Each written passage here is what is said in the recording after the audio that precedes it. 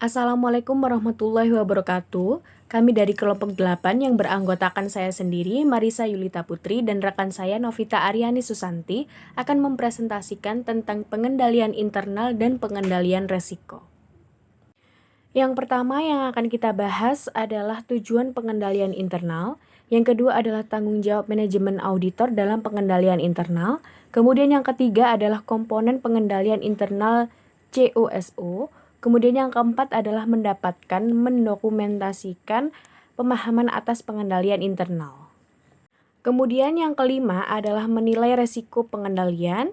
Selanjutnya adalah tujuan pengujian pengendalian. Kemudian yang terakhir adalah menentukan resiko deteksi yang direncanakan dan merancang pengujian substantif. Tujuan pengendalian internal. Yang pertama adalah keandalan laporan keuangan. Tujuan pengendalian internal yang efektif terhadap laporan keuangan adalah untuk memenuhi tanggung jawab laporan keuangan ini. Kemudian yang kedua adalah efisiensi dan efektivitas kegiatan operasi. Pengendalian dalam suatu perusahaan akan mendorong penggunaan sumber daya perusahaan secara efisien dan efektif. Tujuan penting atas pengendalian tersebut adalah akurasi informasi keuangan dan non-keuangan mengenai kegiatan operasi perusahaan yang akan digunakan dalam pengambilan keputusan oleh para pengguna laporan. Kemudian adalah kepatuhan terhadap hukum dan peraturan. Perusahaan publik, perusahaan non-publik, maupun organisasi nirlaba diharuskan untuk memenuhi beragam ketentuan hukum dan peraturan. Beberapa peraturan yang ada terkait dengan akuntansi secara tidak langsung, misalnya perlindungan terhadap lingkungan dan hukum hak-hak sipil. Sedangkan yang terkait erat dengan akuntansi, misalnya peraturan pajak penghasilan dan kecurangan atau fraud. Tanggung jawab manajemen dan auditor dalam pengendalian internal. Tanggung jawab terhadap pengendalian internal berbeda bagi manajemen dan auditor. Manajemen bertanggung jawab untuk menegakkan dan menjaga pengendalian internal entitasnya. Sedangkan tanggung jawab editor adalah memahami dan menguji pengendalian internal atas laporan keuangan. Tanggung jawab ini terbagi menjadi dua. Yang pertama adalah tanggung jawab manajemen untuk menegakkan pengendalian internal. Ada dua konsep penting yang mendasari manajemen dalam merancang dan menerapkan pengendalian internal, yaitu keyakinan yang memadai dan keterbatasan-keterbatasan bawaan. Yang kedua adalah tanggung jawab auditor memahami pengendalian internal. Auditor harus memperoleh pemahaman yang memadai mengenai pengendalian entitas dan lingkungannya, termasuk pengendalian internalnya, untuk menilai resiko salah saji material dalam laporan keuangan, baik yang disebabkan oleh kesalahan maupun kecurangan maupun fraud, dan untuk merancang sifat, waktu, dan keluasan prosedur audit lanjutan. Auditor memperoleh pemahaman atas pengendalian internal untuk menilai resiko pengendalian dalam setiap pengauditan. Auditor pada umumnya sangat menekankan pada pengendalian terhadap kendala laporan keuangan dan pengendalian atas kelompok-kelompok transaksi. Komponen pengendalian internal COSO. Yang pertama adalah lingkungan pengendalian, terdiri dari tindakan kebijakan dan prosedur yang menggambarkan seluruh sikap manajemen, direksi, dan pemilik dari suatu entitas atas pengendalian internal dan pentingnya pengendalian internal tersebut terhadap entitas. Yang kedua adalah penilaian resiko. Untuk laporan keuangan merupakan identifikasi dan analisis manajemen terhadap resiko-resiko yang relevan terhadap penyusunan laporan keuangan sesuai dengan PABU. Kemudian yang ketiga adalah aktivitas pengendalian. Aktivitas ini merupakan kebijakan dan prosedur selain yang telah dimasukkan dalam keempat komponen lainnya yang membantu untuk meyakinkan bahwa tindakan-tindakan yang penting telah dilakukan untuk mengatasi resiko-resiko dalam mencapai tujuan organisasi.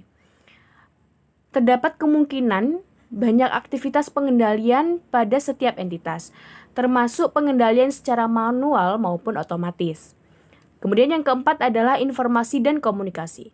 Tujuan dari sistem ini, akuntansi suatu entitas adalah untuk memulai, kemudian mencatat, lalu memproses dan melaporkan transaksi-transaksi yang terjadi dalam suatu entitas, dan untuk menjaga akuntabilitas aset-aset yang terkait.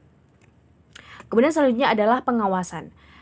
Hal ini berkaitan dengan penilaian yang berjalan atau penilaian berkala atas kualitas pengendalian internal oleh manajemen untuk menentukan bahwa pengendalian dijalankan sesuai dengan tujuannya dan dimodifikasi jika diperlukan perubahan kondisi.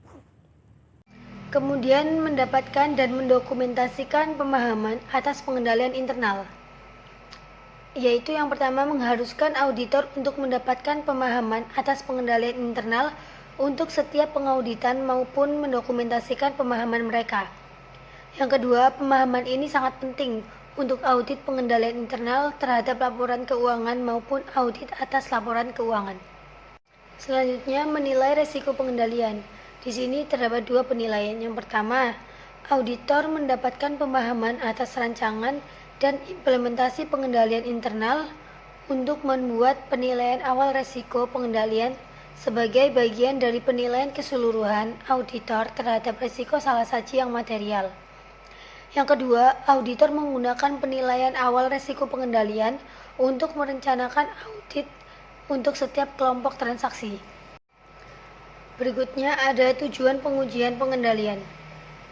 Auditor kemungkinan besar akan menggunakan 4 jenis prosedur untuk mendukung efektivitas pelaksanaan pengendalian internal.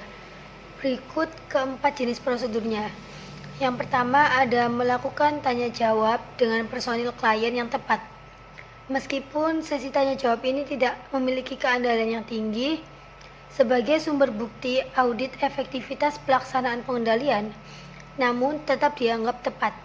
Sebagai contoh, untuk menentukan apakah personil yang tidak mendapatkan otoritas ditolak aksesnya untuk membuka arsip-arsip komputer, maka auditor dapat melakukan tanya jawab dengan orang yang mengendalikan data komputer dan dengan orang yang mengendalikan pemberian akses pengamanan kata kunci secara online. Yang kedua ada menguji dokumen, catatan, dan laporan. Banyak pengendalian yang meninggalkan jejak bukti catatan yang jelas, yang dapat digunakan dalam menguji pengendalian. Auditor dapat menguji pengendalian dengan memeriksa dokumen-dokumen untuk memastikan bahwa dokumen tersebut telah lengkap dan telah sesuai dan bahwa tanda tangan atau inisial yang diperlukan sudah ada. Yang ketiga, mengamati aktivitas terkait pengendalian. Beberapa pengendalian tidak meninggalkan jejak bukti, yang berarti bahwa tidak mungkin untuk memeriksa dokumen untuk memastikan bahwa pengendalian telah dilaksanakan. Yang terakhir, mengerjakan ulang prosedur klien. Terdapat aktivitas terkait pengendalian di mana tersedia dokumen dan catatan yang terkait, namun isinya tidak memadai bagi tujuan auditor untuk menilai apakah pengendalian telah dilaksanakan dengan efektif. Selanjutnya, menentukan resiko deteksi yang direncanakan dan merancang pengujian substantif. Auditor menilai resiko pengendalian untuk setiap tujuan audit terkait dan mendukung penilaian resiko pengendalian dengan melakukan pengujian pengendalian. Penyelesaian aktivitas-aktivitas tersebut memadai bagi pengauditan terhadap pengendalian internal terhadap laporan keuangan. Jadi, auditor menggunakan penilaian risiko pengendalian dan hasil pengujian pengendalian untuk menentukan risiko audit yang dapat diterima dan pengujian substantif pengauditan atas laporan keuangan.